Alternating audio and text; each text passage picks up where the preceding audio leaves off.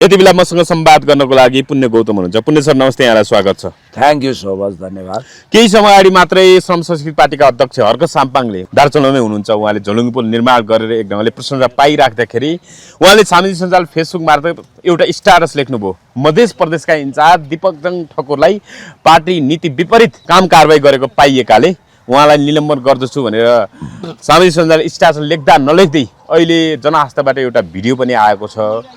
अब केही दिन अगाडि मात्रै जनआस्थाले भिआइपीको कार्यकक्षभित्रै कुटाकुट भन्ने सम्मको समाचार आएको थियो। यद्यपि त्यो समाचार चाहिँ एक ढङ्गले भन्दाखेरि पूर्ण रूपमा आएको थिएन, एउटा भनौँ न थम्बनेल जस्तो बनाएर मात्रै आएको थियो। आज एउटा भिडियो पनि आएको छ झन्डै 5 मिनट लामो, जहाँ चाहिँ उपसभामुख रुबी कुमारी ठाकुर र उहाँको स्वकीय सचिव, हुन त स्वकीय सचिव तारा राई रहेछ, तर अहिले दीपकजङ ठाकुर जो मध्य प्रदेशको इन्चार्ज भएर काम गर्नुभयो र अहिले निर्माण पर्नु भएको छ, उहाँलाई चाहिँ राखिएको उपसभाको स्वकीय सचिव भन्ने कुरा र उहाँहरूको बिचको एक ढङ्गको अस्वाभाविक सम्बन्ध जस्तो तरिकाले एक ढङ्गले यो भिडियो आएको छ। तपाईँले पनि यो भिडियो हेर्नुभयो, सुन्नुभयो। पुण्य सर यसलाई कसरी हेर्नु भएको छ? उहाँ निलम्बनमा पर्दै गर्दाखेरि यो भिडियो आउनुलाई कसरी हेर्नुभयो तपाईँले? अब जुन घटनाक्रमहरू पछिल्लो समय विकसित भयो, यसपछि के बुझ्नु पर्यो भने जुन औँलामा विष लाग्छ त्यही औँला झर्नी हो। श्रम संस्कृति भनेको नैतिकता, मूल्य, मान्यता, राष्ट्रवादको सवालमा बज्रा ठिङ्गा हो। हर्क साम्पाङज्यूका खबरदार, कुनै पनि सर्वोच्च अदालतमा मुद्दा रहेको झुसे बारुलाहरूले र कुनै पनि त्यस खालका व्यक्तिहरू जो वास्तवमै हिउँझे सेते कपालदारी फुलेको छ, त्यस्तोले ल हेर्नुहोस् अनैतिक मान्छे पालेर राख्ने श्रम संस्कृति नबनिदिनु होला। किनभने उहाँ यस्ता प्रकरणमा एकदमै स्ट्रिक्ट हुनुहुन्छ र उहाँ निट एन्ड क्लिन बन्नुपर्छ पार्टी भनेर सफाई र शुद्धिकरणमा पनि लाग्नु भएको छ। र सवाल मध्य प्रदेशको अर्थात् इन्चार्ज प्रमुख भन्नु एउटै हो। श्रम संस्कृति पार्टीको मधेसमा संगठन कमजोर छ, दुनियाँलाई थाहा छ। यो यथार्थ कुरो पनि हामीले गर्नुपर्छ। सधैँभरि देवत्वकरण पनि गर्नु हुँदैन।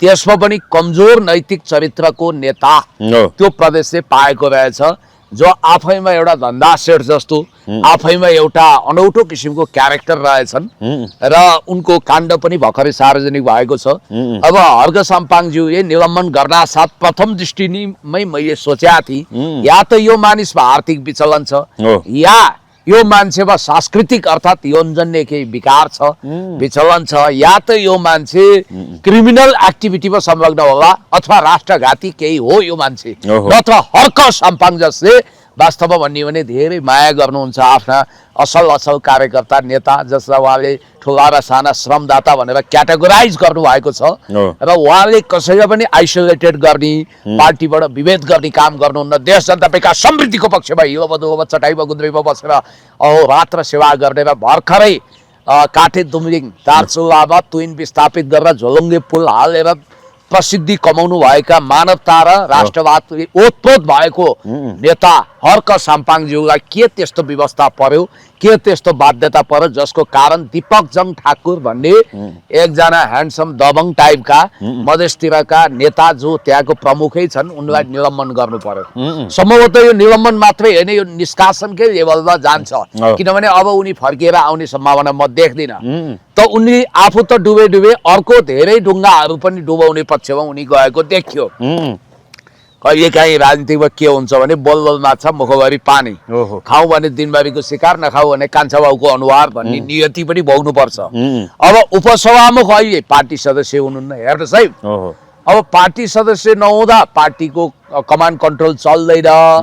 अब यहाँ संवैधानिक गरिमामय पद धान्न डिजर्भ गर्न नसकेकी रुबी कुमारी ठाकुरलाई उपसभामुखको रूपमा चयन गर्दा राजनीतिक रूपमा कवि हृदयका इमोसनल हर्क साम्पाङज्यूले यो सोच्नु भएको थियो कि हामीले मधेसको एउटा उत्पीडित चेलीलाई न्याय दिउँ। उनी ठाकुर समुदायकी हुन्, उनी वास्तवमा राजनीतिक रूपमा लगभग निरक्षर जस्तो भए पनि, राजनीतिक रूपमा है उनलाई केही राजनीतिक चेतना थाहा नभए पनि, उनी चावेलदेखि सिंहदरबार जान पनि नसक्ने अवस्था कि भए पनि टपक्क टिपेर के बन्नु हो, सांसद बन्नु। सांसदबाट एकैचोटि तालुमा आलु फले चाहिँ लटरी लाए चाहिँ, डबल लटरी लाए चाहिँ, भैँसी किन्दा पाडो उपहार भने जस्तो उनलाई उपसभामुख पद पनि फोसामै आयो। पदको गरिमा धान्न सकिनन्।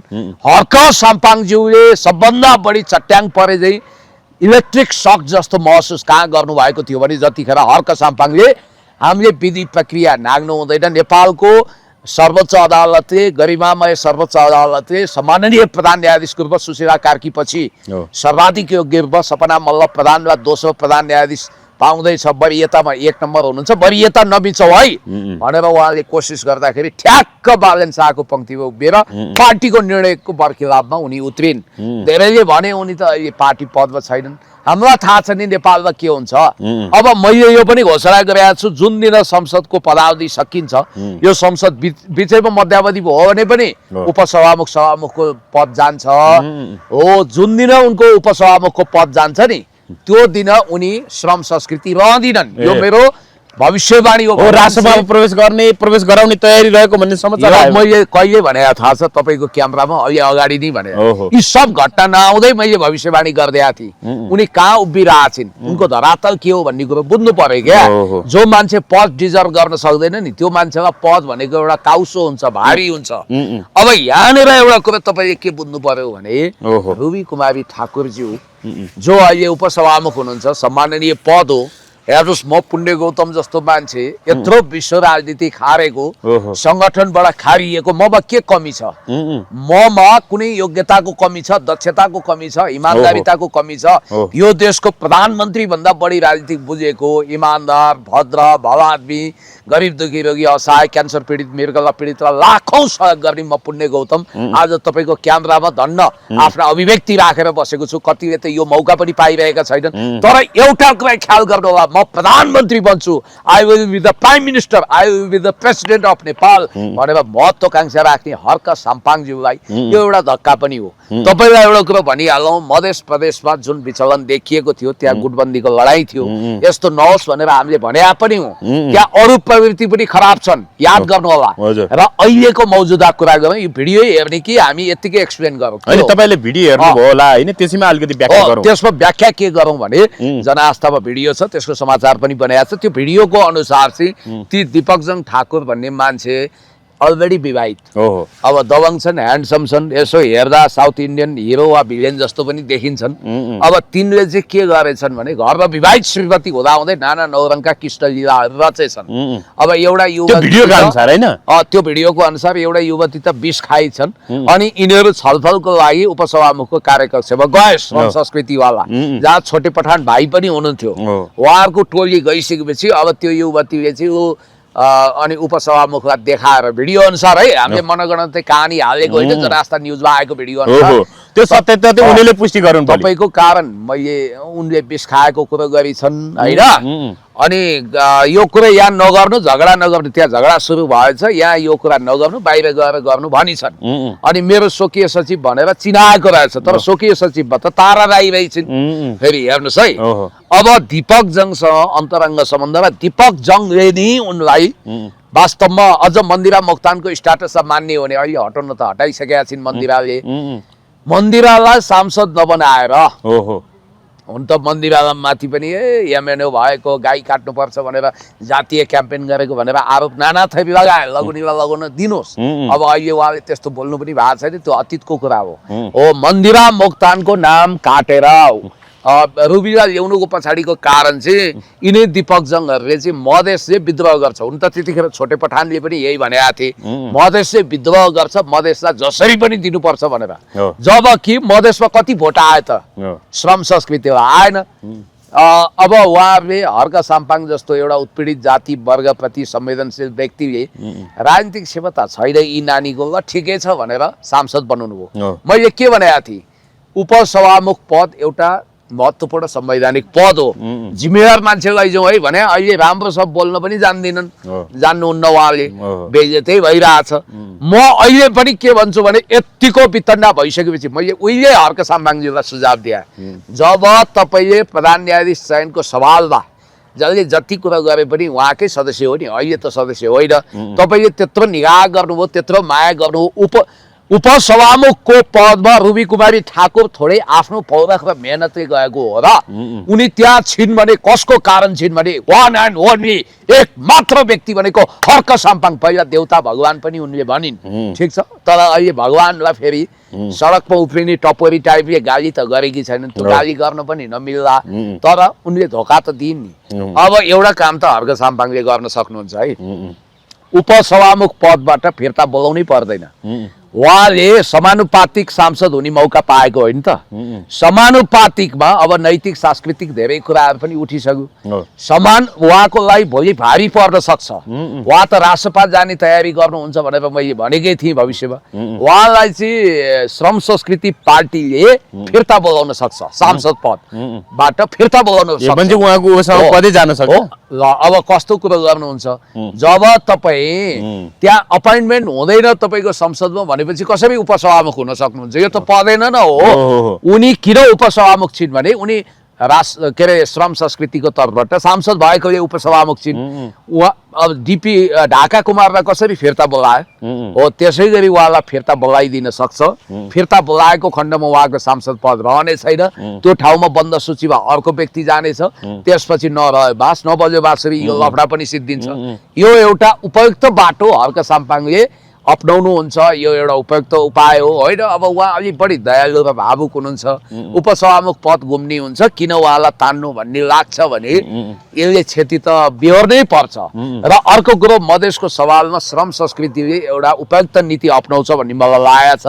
म श्रम संस्कृतिको प्रवक्ता पनि होइन, त्यो पार्टीमा पनि छैन, त्यो पार्टीको पदाधिकारी उपाध्यक्ष केही पनि होइन, तर म जहाँ छु सन्तुष्ट छु, खुसी छु। म एउटा मित्रको हैसियतले हर्क साम्पाङलाई from the very beginning day फर्स्टदेखि सुझाव दिने र मेरा अमूल्य सुझावलाई पनि कतिपय अवस्थामा उहाँहरूले ग्रहण गरेको हैसियतले, निस्वार्थ एउटा सल्लाहकारको हैसियतले, सल्लाहकार भने फेरि व्यक्तिगत मित्रताको सल्लाहकार, कुनै राजनीतिक सल्लाहकार भन्न खोजे होइन। म उहाँलाई के सुझाव दिन्छु भने, तपाईँलाई सिके राउत पनि फकाउन आउलान्, अमरेश कुमारले तुरुप हान्लान्, कसैसँग प्रभावित नहुनुहोस्। निट एन्ड क्लिन 24 क्यारेटको शुद्ध मान्छे पाइन्छ, जो पढेका छन्, लेखेका छन्, जसको शुद्ध ब्लड छ, देशभक्त छन्, उनीहरूलाई चयन गर्नुहोस् र दलकै ल्याउनु छ। कोही दलबाट विद्रोह गरेर आउँछ भने पनि त्यसको ट्र्याक रेकर्ड हिस्ट्री हेर्नुहोस्। त्यो मान्छे साम दाम दण्ड भेद पेलदाल झेलझाल ठेलठाल उता भारतीय दूतावासको खबरलाल छ कि छैन, सत्ताको भत्ता खान्छ कि छैन, राष्ट्रपालले खटाएको मान्छे हो कि होइन, र उसको 3 पुस्ते जन्मकुण्डली उतारेर स्क्यान गरेर मात्रै त्यो मान्छेलाई जिम्मेवारी दिनुहोस्। किनभने तपाईँले अहिले राष्ट्रपालले त्यही भुल गरेर जुन विगतमा दलले गरेका थिए, जो आए पनि लिइहाल्ने हो, त्यस्तो काम गर्नु हुँदैन। नेतृत्व चयनमा विवेक पुर्याउनुहोस्, बस। पात्र भने हेर्नुहोस् गौण कुरा हो। भोलि तपाईँले अमरेश कुमार सिंहलाई आवेशमा स्वीकार्नुभयो, स्टाटस लेखेर आउनुहोस् भन्नु भने उनी आइदिन्छन्, उनलाई दल चाहिएको छ। त्यतिखेरको अवस्थामा के हुन्छ थाहा छ, तपाईँ अमरेशलाई बदल्न सक्नुहुन्न, अमरेशले श्रम संस्कृति खाइदिन्छ। किनभने उसँग त त्यो माकुरे जालो बुन्ने क्षमता छ नि त, त्यो भएको हुनाले श्रम संस्कृतिले यो घटनाबाट पाठ सिक्नुपर्छ र दीपक जङलाई निलम्बन गरेको ठिक छ। अब यो मामिलामा जोडिने उनलाई भविष्यमा यसले कहाँसम्मको पराकम्प ल्याउला पुग्ने सर यो प्रकारले होइन, यसलाई चिया कपको तुफान बनाउन सकिन्छ। यसको लागि रुबी कुमारी ठाकुरजीलाई सांसद पदबाट फिर्ता बोलाउनु पर्छ, नत्र अलिकति ठुलै भूकम्प ल्याउँछ यसले, गाह्रै पार्न सक्छ पार्टीलाई। किन अब उपसभामुख हुनुहुन्छ उहाँ, उपसभामुख पद त चार्मिङ पद हो नि त, त्यसले के गर्न सक्छ भन्ने कुरो हामीलाई थाहा छ नि त। होइन, तर समाचारको विश्वसनीयतामाथि पनि त प्रश्न चिन्ह त उठ्ला नि त, होइन? त समाचारको विश्वसनीयतामाथि उठ्ला, तर हर्क साम्पाङज्यूले निलम्बन त्यतिकै गर्नुभएको छ भने यहाँ समाचारको मात्रै कुरा आएर समाचारमा यदि हावा रूपी समाचारले पात हल्लाएको थिएन भने कारबाही रूपी बवन्डर पनि त हुँदैन थियो होला। हजुर, उहाँलाई कारबाही गरौँ हटौँ भन्ने थियो र मित्र परिवारको हकमा हामीले जे भनेको थियो त्यही भयो, तपाईँले देखिरहनु भएको छ। यसरी उहाँले फेरि केही मान्छेले भन्छन् केन्द्रीय कमिटी राख्नुपर्ने, औपचारिकता दिनुपर्ने, केही नगरिकन स्वत गर्नु भन्नाले अलिकति पार्टी पद्धति अनुसार हर्क साम्पाङ चलेन, एकहोरो शैलीमा अब भनौँ न एउटा स्ट्याटसकै भरमा कसैलाई होइन अब प्रदेश मन्त्रीको घोषणा गर्ने, जस्तो अब सुदन किरातीलाई मुख्यमन्त्री भनेर सामिन सञ्जाल फेसबुकबाटै लेख्नुभयो, हुन त भित्र तयारी पनि थियो होला। अनि अब दीपक जङ ठाकुरलाई पनि मध्य प्रदेशको प्रमुख इन्चार्जबाट सिधै उहाँले फेसबुकबाट हटाउनु भयो भनेपछि यो त अलिकति निरङ्कुश शैली भयो। पार्टी कमिटी केन्द्रीय समितिको बैठक बस्नु पर्थ्यो होला, पार्टीले औपचारिक निर्णय गर्नु पर्थ्यो होला, प्रवक्ताहरूले त्यो विषयमा जानकारी गराउँथ्यो होला मिडियामा। तर उहाँ एकैले कसैले सल्लाह नगरिकन निर्णय गर्नुभयो भन्ने आरोप पनि छ कि यसमा। सल्लाह नै नगरेको होइन होला, पार्टीभित्र केन्द्रीकृत कमान्ड छ, विकेन्द्रित ढङ्गले नेतृत्वलाई फिजाउने र मुख्य नेतृत्वको प्राधिकार स्थापित गर्ने यो कोरियन वर्कर्स पार्टी सहित चल्छ। तपाईँलाई म भनौँ फर इक्जाम्पल, फेरि ठ्याक्कै तपाईँलाई भने होइन, एमके चामलिङ वा जनक मगरलाई छलफल गरे पुग्छ कि उहाँले नियुक्ति, उहाँले मानौ तपाईँलाई पार्टीको सूचना सञ्चार विभागको प्रमुख बनाउनु पर्यो, एमकेजीलाई सङ्गठनको प्रमुख बनाउनु पर्यो भने उहाँले फेसबुकमा लेख्नुहुन्छ, त्यसपछि केन्द्रीय कमिटीले अनुमोदन गर्छ। त्यो पद्धति उहाँले स्थापित गरेको मलाई चाहिँ मन परेको छ। किनभने यो देशमा यस्तो बलियो लिडर चाहियो जो पार्टीलाई वास्तवमै आफ्नो फ्यान क्लबको रूपमा स्थापित गरे जसले र त्यसलाई फ्यान क्लबको रूपमा विस्तारित भइन्जेल विस्तारित हुन दिने, त्यसपछि पार्टीको त आकार प्रकार बन्दैछ त, महाधिवेशन हुन दिनुहोस्, पद्धतिमा जान दिनुहोस्। योभन्दा रासोपा के अर्थमा अलग छ? अहिले मन परेको मान्छेलाई कहिले केन्द्रीय सदस्य बनाएको छ, कहिले टिपेर फ्याँकेन। फरक यति हो कि हर्क साम्पाङ सिधा खुल्लम खुल्ला प्यार करेंगे, खुल्लम खुल्ला वार करेंगेमा हुनुहुन्छ। यो जे गरिरहनु भएको छ ठिक गरिरहनु भएको छ, म त सहमत छु यो कुरामा। किनभने पार्टी मिटिङ राखेर भद्रगोल गरेर अहिले उहाँले भ्याउनुहुन्न, उहाँको सिधा डिक्टेटरसिप चल्ने हो पार्टी संगठनमा। उहाँ त्यहाँको किम हो, उहाँले विवेकपूर्ण ढङ्गले निरङ्कुश शैलीमा पार्टी चलाउनु हर्क साम्पाङलाई प्रेरित गर्नुभयो। केन्द्रीय कमान्डमा निरङ्कुशता भन्ने हुँदैन। निरङ्कुशता भने त अन्यायपूर्ण निर्णय गर्नु निरङ्कुशता हो। अहिले त लोकतन्त्र हो नि पुण्य छैन, लोकतन्त्र भने अराजक तन्त्र होइन, छाडातन्त्र होइन। जसलाई पनि कान फुक्दै ए हजुर मैले फलाना यस्तो गर्न लागि तपाईँ सहमत हुनुहुन्छ भनेर सोधिरहनु पर्दैन। त्यो पार्टीमा उहाँले वास्तवमा एक हिसाबले भन्दा युद्धकालमा प्रचण्डको जुन अथोरिटी थियो, अहिले किमको जुन सी जिनपिङको जुन अथोरिटी छ पुटिनको, त्यस्तै हो। चलाउने नभए पार्टीभित्र गुटबन्दीको नयाँ आइल्यान्ड बन्छ, नयाँ नयाँ टापुमा नयाँ नयाँ रबिन्सन क्रुसो पैदा हुन्छ। तपाईँलाई थाहा छ कतिपय अवस्थामा टिमको क्याप्टेनले विवेकले निर्णय गर्छ। हिजो केनले खुट्टामा पाएको बल चाहिँ अर्कालाई पास गरेर बिस्तारै गोल गर्न खोजे भए सायद आज इङ्ल्यान्ड वर्ल्ड कपमा छनौट हुँदैन थियो। केनले क्याप्टेनको हिसाबले सट्टै हान्दे लट्टै गोल भयो, आज इङ्ल्यान्ड कहाँ पुग्यो भन्दा नकआउटबाट छनौट भयो, टप 16 पुग्यो। टप 16 मा यस्तो गर्नुपर्छ।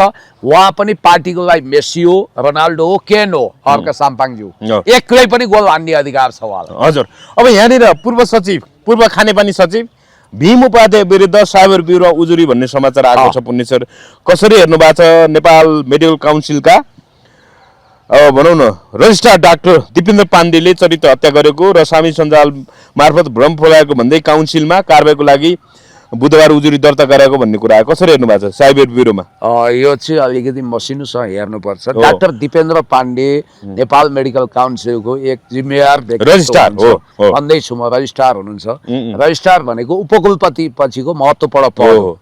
त्यहाँ भएछ के भने यो नेपाल मेडिकल काउन्सिलले एकाथरी मान्छे आफूलाई सोसियल एक्टिभिस्ट, मोटिभेसनल स्पिकर भन्दै हेल्थ टिप्स दिने नाममा गलत गलत सल्लाह दिएर अफवाहपूर्ण भिडियो बनाएर पब्लिकमा भ्रम छरिरहेको अवस्थामा उसले रेकी गर्यो, छानबिन गर्यो, इन्भेस्टिगेसन गर्यो, रिसर्च गर्यो भन्नाले कुरा के पायो भने गलत स्वास्थ्य सल्लाह फैलिँदा भोलि मान्छेको ज्यान जान सक्छ भनेर प्रहरीले सरकारलाई, प्रहरीलाई, स्वास्थ्य मन्त्रालयलाई सजेस्ट गर्यो र मसिनोसँग अध्ययन गर्दा तिनीहरू न डाक्टर हुन् न मेडिकल, डाक्टरै हुन् भन्ने कुरा आयो। तर अब एउटामा डाक्टरी चाहिँ एउटामा, तर सल्लाह सुझाव चाहिँ अर्कोमा दिने गरेको भनेपछि यस्तो भयो के। म पोलिटिकल साइन्सको रिसर्चर हुँ। मैले अहिले तपाईँको अहिले गएर इन्भाइरोमेन्टल साइन्सको विषयमा बोल्नलाई भने राम्रो हुँदैन नि। म पोलिटिकल साइन्सकै विषयमा वा मैले युनिभर्सिटी इकोनोमिक्सको म रिसर्च फेलो हुँ भने त्यही विषयमा बोल्नु पर्यो। झन् यो स्वास्थ्यको कुरा त के हो भने निकै संवेदनशील विषय हो, निकै संवेदनशील। नक्कली वा गलत डाक्टर, जसलाई मुन्ना भाइवाला डाक्टर पनि भनिन्छ, मुन्ना भाइ MBBS हेर्नु होला, त्यस्तो डाक्टरको गलत सल्लाहको कारण धेरै मान्छेको ज्यान जान सक्छ। अनि एउटा शिक्षकले गलत पढाउँदा विद्यार्थीको भविष्यको घोडामा बन्चरो ताकिन्छ। एउटा सञ्चारकर्मीले अफवाह फैलाउँदा के हुन्छ भन्ने कुरा अहिले साइबर ब्युरोको उदाहरणले देखाइसक्यो। यसमा उहाँ पनि सञ्चारकर्मी हो नि, सानोतिनो सोसियल मिडिया एक्टिभिस्ट हो। भनाइको मतलब पहिला चाहिँ नक्कली डाक्टर पक्राउ भनेर उहाँ आफैले लेख्नुभयो, महोदय भीम उपाध्यायज्यूले। पछि चाहिँ उहाँले मेडिकल काउन्सिलले अत्याचार गर्यो भन्ने टाइपले भन्नुभयो। त्यसकारण यो विषयमा तपाईँले यसरी भ्रम छर्ने मान्छेहरूलाई बोकेर हिँड्न पाउनुहुन्न। तपाईँले मेडिकल काउन्सिललाई किन हिलो छाप्नुभयो भनेर अफवाह फैलाएको आरोपमा, साइबर बुलिङको आरोपमा उहाँमाथि साइबर ब्युरोमा उजुरी भयो। होइन, यो विषयमा जस्तो चेतना पौडेल पक्राउ प्रकरण विवादको कडी के हो भन्ने विषयमा अलिकति यो समाचार पनि आएको छ पुण्य सर, यो अलिकति पढेर सुनाउनुहुन्छ? ल ल म पढेरै सुनाइदिन्छु। त्यसपछि अनि यसमा चाहिँ उहाँ उजुरी गर्ने चाहिँ दिपेन्द्र पौडेल रहेछ। अनि फेरि भीम उपाध्यायले दिपेन्द्र पाण्डेलाई अनि के भनेर अनि होइन विभिन्न कुराहरू सामिल छन्। उहाँको फोटोसहित ल्याएपछि विवादको ज्वरो चाहिँ आएको देखिन्छ। विवाद त्यसरी आयो भन्ने छ। तपाईँले मलाई पठाउनु हो? हजुर, म हेर्दैछु, म यहाँ पठाउँदैछु, मलाई पठाउनुहोस्। अब अलिकति म भन्दै जान्छु। चेतना पौडेलजीको सवालमा हामीले पूर्वाग्रह राखेका होइन। मुख्य कुरो भनेको हेल्थ जस्तो संवेदनशील कुरामा नेग्लिजेन्सी गर्नु हुँदैन। मैले तपाईँलाई भनिहालेँ, चिया पसलमा अफवाह फैलाउने मान्छेले समाजमा धेरै क्षति पुर्याउँदैन। एउटा इन्जिनियरले आफूले नजानेको नक्सा कोरिदियो भने त्यसले दुर्घटना निम्ताउन सक्छ। डाक्टरको कारण त तपाईँको रोगीहरूको ज्यान तलमाथि हुन सक्छ। त्यसकारण डाक्टर जस्तो संवेदनशील पेसामा रहेको व्यक्तिले मोटिभेसनल स्पिकर बनेर अहिले उहाँहरू धरौटीमा पनि छुट्नु भएको अवस्था छ। मैले पाएँ पनि तपाईँको लिङ्क। अब चेतना पौडेल प्रकरण विवादको कडी के हो भनेर यहाँ आइरहेछ। म यो लिङ्क खोलेपछि तपाईँलाई म सुनाउँछु। ल अब म तपाईँलाई सुनाउँछु। काठमाडौँ गैर कानुनी रूपमा चिकित्सा अभ्यासमा संलग्न भएको भन्दै है चेतना एम पौडेललाई प्रहरी प्रधान कार्यालय केन्द्रीय अनुसन्धान विभागले पक्राउ गर्यो। पौडेल पक्राउको मुख्य कारण नपाएको चिकित्सकको उपाधि प्रयोग गरेको प्रहरीको विज्ञप्तिमा उल्लेख छ। गत असार 10 गते चन्द्रगिरी नगरपालिका 8बाट पौडेललाई सिआइबीले पक्राउ गरेसँगै सरकारवाला सङ्घ संस्थाले आपत्ति जनाए। पौडेलमाथि नेपाल मेडिकल काउन्सिल दर्ता प्रमाणपत्र प्राप्त नगरी बिरामीहरूको आधुनिक चिकित्सा निदान उपचारमा संलग्न रहेको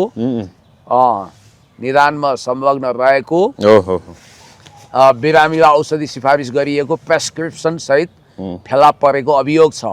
नेपाल मेडिकल काउन्सिल बाँसबारीबाट नियमित रूपमा गरिने अनुगमनको स्पार्क इन्टरनेसनल हेल्थ रिपोर्टमा डाक्टर पौडेलले बिरामीलाई औषधि सिफारिस गरिएको प्रेस्क्रिप्सन सहित फेला परेको हुँदा प्रचलित कानुन बमोजिम आवश्यक कारबाही गरी पाऊँ भन्ने बेहोराको नेपाल मेडिकल काउन्सिल बाँसबारीको छानबिन प्रतिवेदन सहितको उजुरी आएपछि प्रहरीले पक्राउ गरेको छ। पौडेल भारतको बेङ्गलुरु स्थित Rajiv Gandhi university of health साइन्ससँग सम्बन्धित प्राप्त संस्था SDM college of naturopathy and yogic साइन्सबाट bachelor of naturopathy and yogic साइन्सेसको डिग्री उपाधि प्राप्त गरेकी हुन्।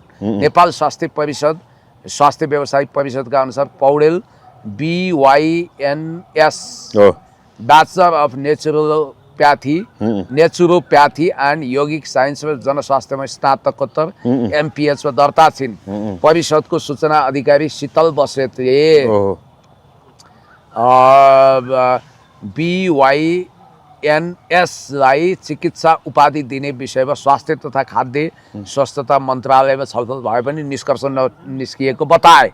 बस्नेतले भने परिषद ऐन 2053 मा bachelor of naturopathy and yogic science पढेकालाई चिकित्सक अर्थात् डाक्टरको उपाधि दिने स्पष्ट व्यवस्था छैन। तर मन्त्रालयमा छलफल चलिरहेको छ। हाल नेपाल मेडिकल काउन्सिलमा आयुर्वेद चिकित्सा परिषद ऐन अनुसार चिकित्सा उपाधि दिँदै आएको छ। नेपाल मेडिकल काउन्सिलमा पौडेलको शैक्षिक योग्यता प्रमाणपत्र दर्ता छैन। सरकारवाला के भन्छन्? Indian naturopathy and yoga graduate medical एसोसिएसनले नक्कली प्रमाणपत्र प्रयोग गरेको र व्यावसायिक उपाधि डाक्टर प्रयोग गरेको सम्बन्धी आरोपमा ब्याचलर अफ नेचुरोप्याथी एन्ड योगिक साइन्सेसमा स्नातक डाक्टर चेतना पौडेलको पक्राउको विषयमा ध्यानाकर्षण भएको जनाएको छ।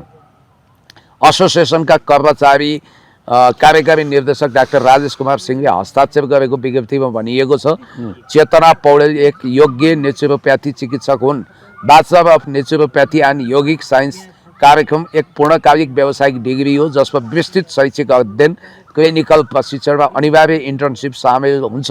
उनको योग्यता नेपालमा मान्यता प्राप्त छ। उपलब्ध अभिलेख अनुसार उनको डिग्री काठमाडौँ स्थित त्रिभुवन युनिभर्सिटीबाट आवश्यक शैक्षिक समकक्षता प्राप्त गरिसकेको छ र उनी नेपाल स्वास्थ्य व्यवसायी परिषदमा विधिवत दर्ता छिन्। त्यसैले उनले नेपालमा नेचुरोप्याथी व्यवसायीहरूको लागि लागू विद्यमान नियामक ढाँचाभित्रै रहेर अभ्यास गरेकी छिन्। एसोसिएसनका अनुसार डाक्टर उपाधि BNYS योग्यतासँग जोडिएको एक शैक्षिक उपाधि हो। यो उपाधि तोकिएको व्यावसायिक पाठ्यक्रम सफलतापूर्वक पुरा गरेपछि डिग्री प्रदान गर्ने विश्वविद्यालयबाट उत्पत्ति हुन्छ।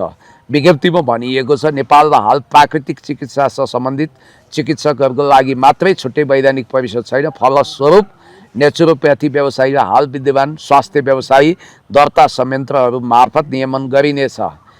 हाम्रो अनुरोध के छ भने शैक्षिक योग्यता वा व्यावसायिक प्रमाणपत्रहरूसँग सम्बन्धित कुनै पनि आरोपलाई प्रमाणित शैक्षिक अभिलेख, विश्वविद्यालयका कागजात, मान्यताको स्थिति र लागू कानुनी प्रावधानहरूको आधारमा मूल्याङ्कन गरिनुपर्छ। कुनै पनि प्रतिकूल निष्कर्षमा पुग्नु अघि योग्य स्वास्थ्य व्यवसायीलाई उचित कानुनी प्रक्रिया र निष्पक्ष विचारको अवसर दिनुपर्छ। त्यस्तै नेपाल यो उनीहरूले भनेको छ होइन, यो लामो छ। अब यो अलिकति हो यहाँनिर। अब जस्तो दिपेन्द्र पौडेल उजुर दिएको विषयमा स्क्रिनसट त्यहाँ आएको छ पुण्य सर, एकचोटि हेर्नु होला।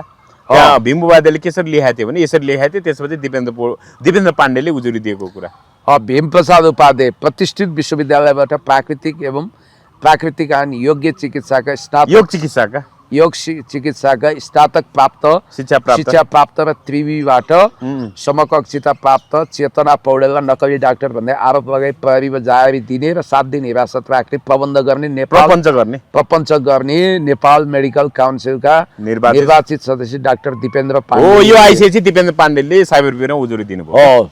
तर यहाँनिर के छ भने आखिर मेडिकल काउन्सिलले त रिकग्नाइज गरेर रहन्छ नि त, भ्यालिडिटी दिएर रहन्छ नि त चेतना पौडेललाई। त्यस कारण एउटा विषयमा पढ्ने, अर्को विषयमा मोटिभेसनल स्पिच दिने भनेर उनलाई पक्राउ गरिएको र यो विषयमा अफवाह फैलाएको भीम उपाध्यायजीले अफवाह फैलायो भन्ने छ। हुन त उहाँलाई अफवाह फैलाउने कुरामा दुनियाँमा कसैले टप्दैन होला। हर्क साम्पाङजीले ग्रिन टी खाँदा पनि बियर हो भनेर भन्ने होइन। त्यत्रो दार्चुला पुल बन्दा पनि उहाँले QR कै धन्दा चलाए। एउटा ठाउँमा भनेको अर्को ठाउँमा बनायो, खोल्सा बनायो। अब भनौँ न, अब बर्खा बेलामा पनि खोला नै नभएको ठाउँमा, पानी नै नबहने ठाउँमा पुल बनायो भन्नुभएको छ। तर त्यत्रो काम गरेर त्यहाँ स्थानीय जनताहरू अहिले बिदा हुँदै गर्दाखेरि अब उहाँ शुक्रबार आउँदै हुनुहुन्छ होइन, पुरै रोनाधोना उरुवावासी चलिरहेको छ। के भन्नुहुन्छ पुण्य सर? होइन यस्तो हो, अब यो कुरा टुङ्ग्याइदिउँ। उपाध्यायज्यूलाई हर्क साम्पाङको सास पनि गनाउँछ, उहाँको केही पनि कुरा मन पर्दैन। उहाँलाई यो पनि राम्रोसँग थाहा छ कि राजकोट हस्पिटल बनाउँदा 25 करोड उठ्यो र विभिन्न QR ब्याङ्किङ गरेर जम्मा 5 करोडको पनि संरचना तयार भएर 20 करोड रुपियाँको हिसाब किताब देखाइएन। अब रवि लामिछानेको बारेमा उहाँ यो विषयमा मौन हुनुहुन्छ।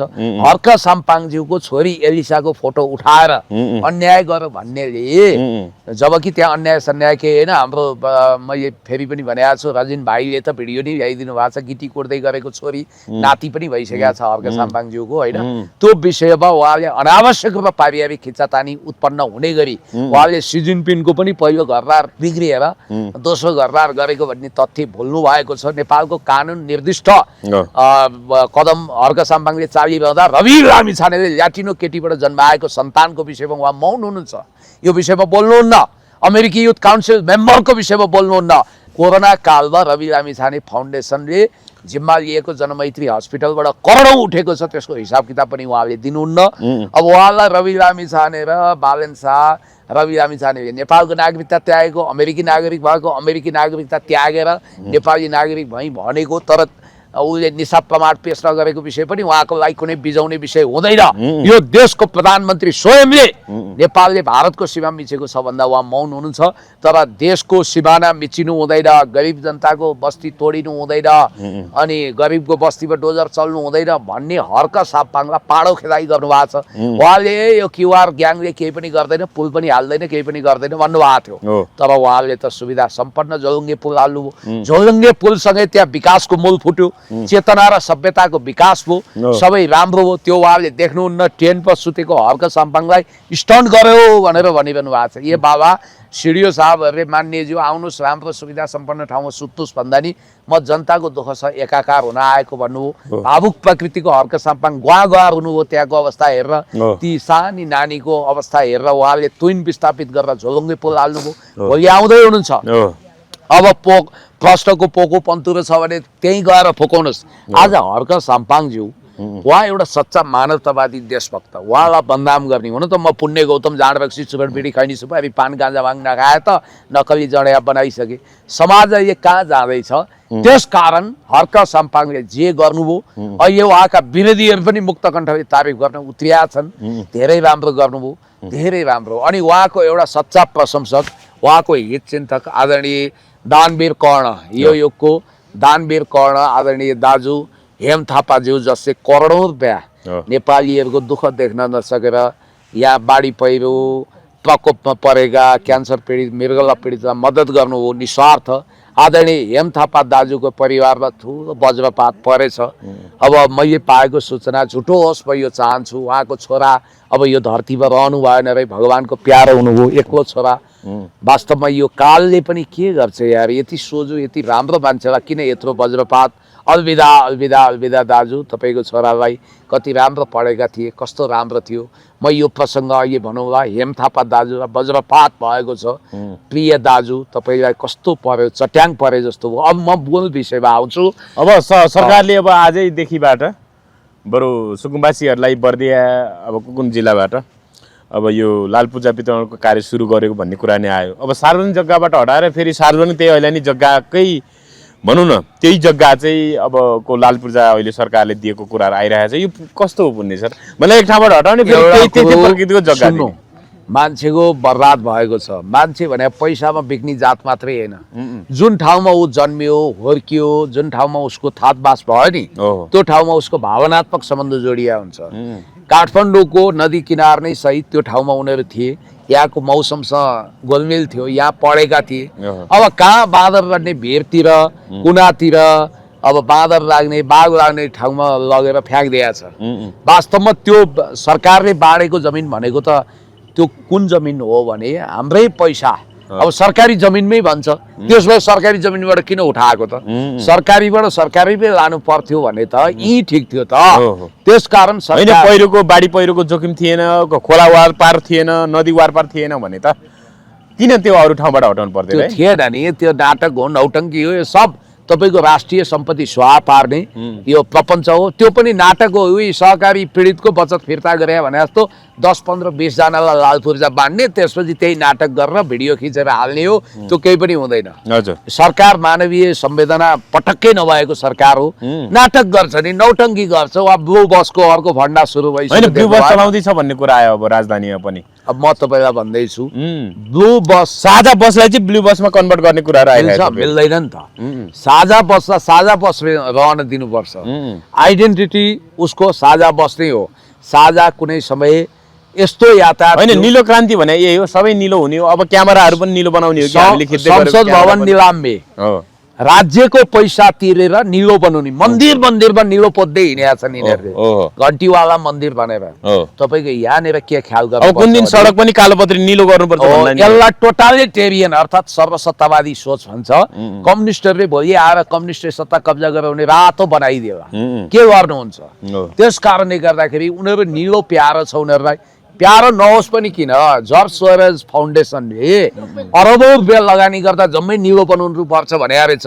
अमेरिकामा अमेरिकन स्वतन्त्र पार्टी गठन भयो नि त 2009 मा, अमेरिकन नेसनल फ्रिडम पार्टी, त्यसैको नेपाल शाखा हो। अब उसको शर्त होला चारैतिर निलो पोत।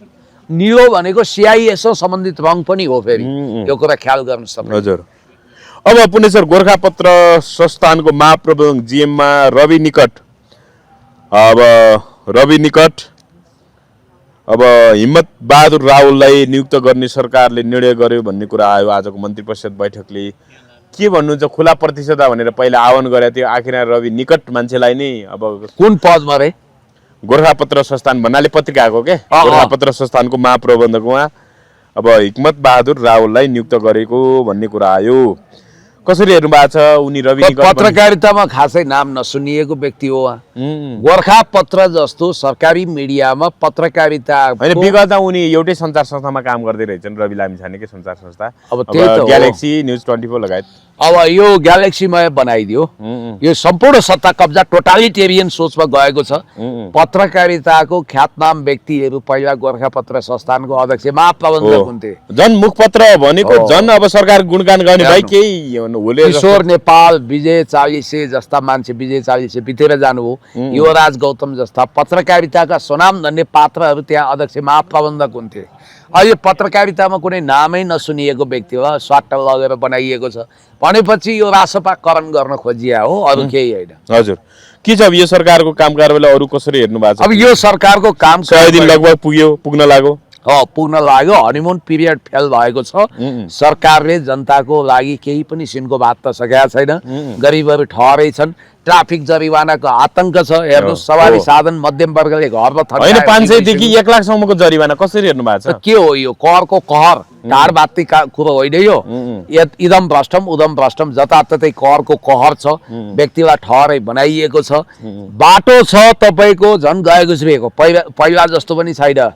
कुनै ठाउँमा तपाईँको ढलको लागि खनेको छ बाटो, कुनै ठाउँमा खाल्डाखुल्डी बनाएको छ खानेपानीको लागि भनेर, कुनै ठाउँमा के छ, बाटोको अवस्था यो छ। अघि एउटा रिपोर्टिङ हेरेको थिएँ, सिंहदरबार मुनि पानी जमिसक्यो 2 घन्टा पर्दाखेरि, जलाम्य हुन्छ, जलमय हुन्छ। यस्तो अवस्थामा तपाईँले युरोपको सडकमा जुन नियम लागू हुन्छ त्यो यहाँ खोजेर हुन्छ? यो सरकार त बिजुलीमा पनि भ्याट लिने, स्वास्थ्य सेवा बिमा खोज्ने, औद्योगिक प्रतिष्ठानमा ताला लगाउने, विदेशी लगानी 1 रुपियाँ छैन, सेयर मार्केटमा 5 खरब रुपियाँ नोक्सान भएको छ। अनि रवि लामिछाने निलो क्रान्ति भन्दै निलो बस कुदाउने भनेर, खबरदार यो साझा यातायात रहन दिनुपर्छ, त्यसमा निलो पोत्ने। अनि हाम्रो पैसाले सहकारी पीडितको बचत फिर्ता गर्ने, जबकि सहकारीका ठगहरूबाट यो पैसा फिर्ता गर्नु पर्थ्यो नि। अनि निर्मला पन्तका हत्यारालाई पक्राउ गर्ने भन्छ, पत्रकारलाई पक्राउ गरेर खेम भण्डारी पक्राउ पर्यो भन्ने कुरा। खेम भण्डारी भने पत्रकार हुन् होइन, उनीमाथि के अनुसन्धान गर्ने हो गरोस्, अनुसन्धान सबै माथि होस्। तर अहिले चरम रासपाकरण भइरहेको छ राष्ट्रमा र जताततै रासपाको आतंक मचिएको छ।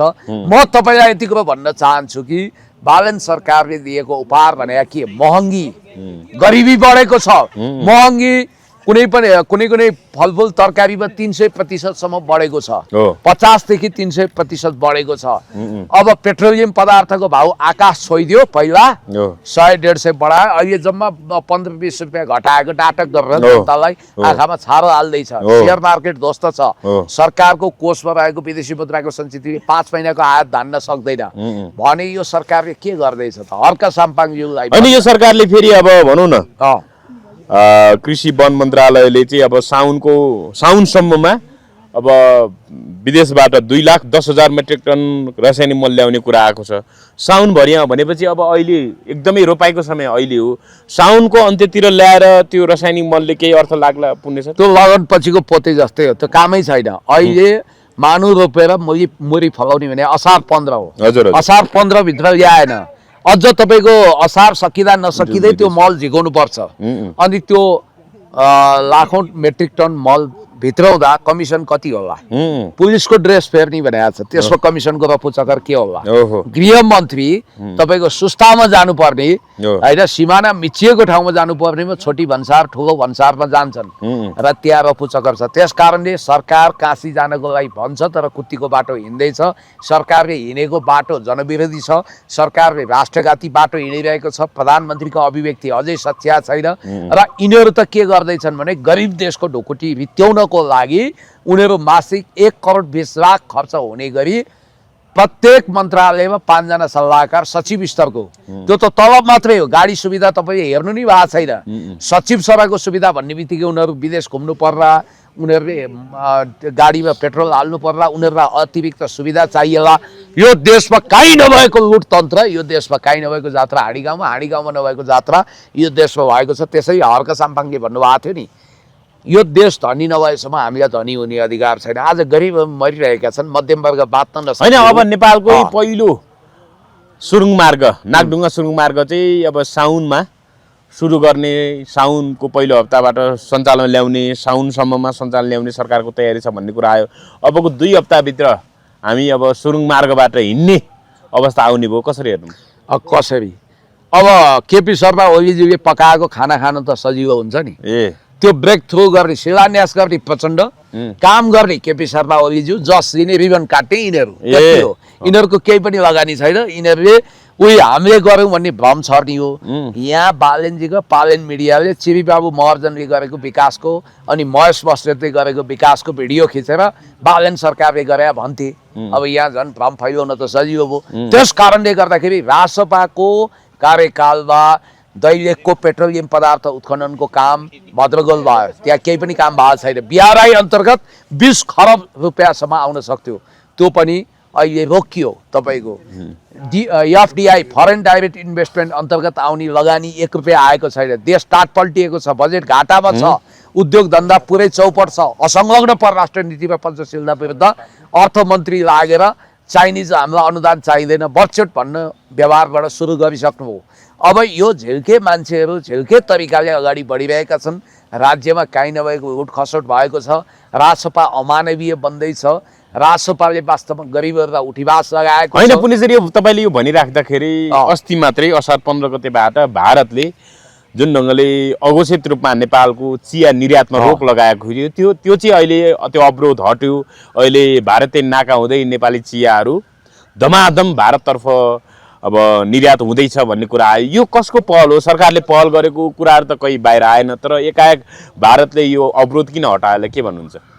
अहिले गुणस्तर चेक जाँचको नाममा विभिन्न बाहना बनाएर महिनौसम्म नेपालका चियाहरू उता लगे पनि त्यसको रिपोर्ट नदिने, होइन, त्यो बिक्री वितरणमा सहजता प्रदान नगर्ने अवस्था थियो। अहिले चाहिँ एकाएक यो नेपालको चिया निर्यातमा अवरोध हट्यो भन्ने कुरा आयो। अहिले यस्तो भयो, यो नेपाल सरकारको पहल वा नेपाल सरकारको स्मार्टनेसको कारण यो भएको होइन। के भन्छ? जनताको हो त्यसो भए? पिपुल टु पिपुल प्लस नेपालको जुन गुणस्तरीय चिया छ त्यसलाई चाइनिजहरूले अझ राम्रो मूल्यमा खरिद गर्ने सुइँको पाएपछि भारत आफै झुकेको हो।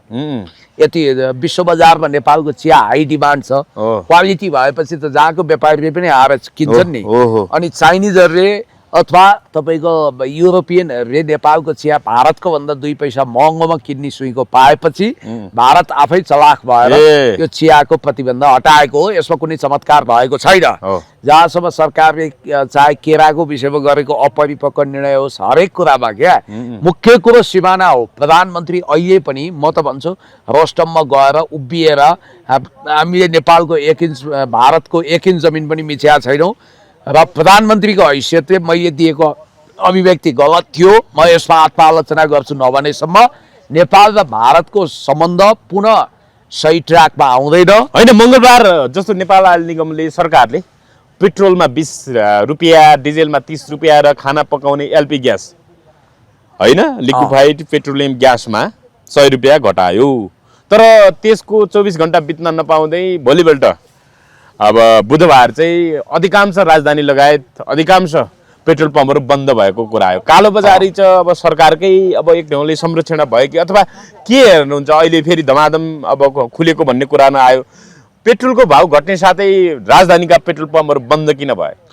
अब यो बन्द किन भयो भन्नेको जवाफ सरकारले दियोस्। किनभने अब यो सेटिङ गर्ने 2 नम्बरी धन्दाबाज धेरै छन्। कृत्रिम महँगी सृजना गर्ने, कृत्रिम कालोबजारी गर्नेहरूको कमी छैन। मेरो चासो चाहिँ के हो भने बढाउने बेलामा आँखा चिम्लेर सब्सिडी नदिइकन 100-150 रुपियाँ बढाउने, पेट्रोलियममा ग्यासमा 200-250 बढाउने, 100-150 भन्दा नि झन्डै 60-70 रुपियाँ बढाएको थियो। हो, त्यत्रो बढाउने। अनि एलपी ग्यासमा पनि अनियन्त्रित बढाउने घटाउने बेलामा यति थोरै घटाउने यो भने त नाटकीय कुरो होइन। युद्ध अघि अवस्था भन्दा कममा झरिसक्यो अहिले। प्रति ब्यारेल $72-73 छ। युद्ध अघिको अवस्थामा $75 सम्म थियो। अब भनेपछि त अहिले त ₹150 पाउनु पर्ने हो पेट्रोल, होइन? अहिले 196-97 60-65 मा तपाईहरु पेट्रोल किन्नुहुन्थ्यो, हामी किन्थ्यौं। अहिले चाहिँ हामीले किन्नु पर्ने मूल्य भने 150 हुनु पर्छ। 150 हुनु पर्छ। एलपी ग्यास पनि घट्नु पर्छ। यो सरकार भन्दा अगाडि जम्मा 159-60-61 सम्म थियो। हो भनेपछि सरकारले जनताको आँखामा छारो हाल्यो। पहिला बढाउनुसम्म महँगी बढायो। यही पेट्रोलियम पदार्थमा महँगी बढेको हुनाले जनता एकदमै तपाईको जतासुकै महँगी बढ्यो नि। आक्रान्त भए। अब हेर्नुहोस् उनीहरू सम्पूर्ण हिसाबले राज्य सत्ता कब्जा गर्दैछन्। अब विपक्षीहरूलाई ठेगान लगाउने मनस्थितिमा छन्। उनीहरू केही मान्छे पक्राउ गरेर आफ्नो औचित्यता साबित गर्ने क्रममा छन्। उनीहरू वास्तवमा यो सरकार हनीमुन पिरियड भित्रै असफल भइसक्यो। यो सरकारको विकल्पमा रवि लामिछाने पनि आउन सक्दैनन्। उता राजावादीहरू मिठाई बाँडिरहेका थिए। आहा बालन सरकार ठुला माछा पक्रियो भनिरहेको थिए। अब अहिले अब बल्ल पर निर्माण माकुरी जालेमा भने जस्तो बालनले देखाइदिए त लोपा खुवाइदिए। एउटा कुरा के छ भने रवि लामिछाने संविधान विरुद्ध गतिविधि गर्नेहरू, राष्ट्रको पक्षमा वकालत गर्नेहरूलाई 25 वर्षसम्म जेल सजाय हुने जस्तो कानुन ल्याउन खोज्दैछ यो सरकारले भन्ने कुरा आयो क्या? होइन, देश संचारको सम्पादक युवराज घिमिरे उहाँ यसै पनि राजावादीतिर अलिकति ढल्किएको व्यक्ति हो। उहाँले राष्ट्रको पक्षमा निरन्तर वकालत गर्नुहुन्छ। निरन्तर वकालत गर्नुहुन्छ। अब तपाईँलाई एउटा इन्ट्रेस्टिङ फ्याक्ट म प्रस्तुत गरेपछि तपाईँले सबै कुरा बुझ्नुहुन्छ। ल यहाँ हेर्नुहोस्, संविधान र गणतन्त्र विरुद्ध गतिविधि गर्नेलाई 25 वर्ष कैद सजाय प्रस्ताव भनेर यसरी आएको छ चिजबिज अघि। यसको अर्थ म तपाईँलाई भनिदिन्छु। कुरा के हो भने अब याद गर्नु होला, केही राजावादी अभियन्ता भन्नेहरूले बालनको जय जयकार गरे। रवि लामिछानेले क्याटेगोरिकली हामी गणतन्त्र धर्मनिरपेक्षता संघीयताप्रति दृढ छौँ भने प्रदेशको गज्याङ गुजुङ गरेर प्रदेश हामी चाहन्छौँ भन्नेलाई पनि भोट लिने, प्रदेश विरोधीहरूको पनि भोट लिने यो खालको घाटे वैद्यको नीति अप्नाएर रासपाले जनतालाई उल्लु बनाउँदैछ, थाङ्नामा सुताउँदैछ। ऊ संघीयतावादी हो पनि होइन पनि। अब यस्तो गज्याङ मज्याङ कन्फ्युज दैचिउरे पार्टी हो त्यो। अब यो रविले अस्ति गणतन्त्रप्रति प्रतिबद्धता जनाए। अब बालनको पनि नीति संघीयता बलियो बनाउने, गणतन्त्र बलियो बनाउने हो। एउटा कुरो मैले राजावादीहरूलाई के भन्दै थिएँ भने राजा ज्ञानेन्द्रले कुनै पनि बेला श्रीपेज लगाउनुहुन्छ भनेरै याद गर्नुहोस्। नेपालमा राजतन्त्रको सम्भावना सदाको लागि अन्त्य गर्न नि रासपाको आवरणमा जेन्जी आन्दोलन गराइएको हो। यो कुरो बुझ्नेले उहिले बुझे, बुझ्नेवा श्रीखण्ड नबुझ्नेवा खुर्पाको पेड। माओवादीको एजेन्डाको उत्तरदान लिएर बाबुराम भट्टराईको उत्तराधिकारीको रूपमा नयाँ शक्तिको उत्तराधिकारी रासपा, बाबुरामको उत्तराधिकारी बालेन रवि हुन् भन्ने बुझ्न राजावादीलाई निकै ढिलो भयो। अहिले तपाईँले के देख्नुहुन्छ भने जो अमेरिकन लाइनको हुन् नि, डिप स्टेटको हुन् नि, तिनीहरू राजावादी हुँदैनन्। अब हिजोको दललाई सत्तो सराप गर्थे। हिजो केपी शर्मा ओलीज्यू प्रचण्डज्यूले गणतन्त्र विरुद्ध गतिविधि गर्नेलाई प्रतिबन्ध लगाउनु भएन। अब यहाँनिर अहिले राजावादीहरू रुवावासी गर्दैछन्। म भन्छु लोकतन्त्र भनेको यस्तो सिस्टम हो जहाँ असहमतिका स्वरहरूलाई पनि गुन्जिन दिनुपर्छ।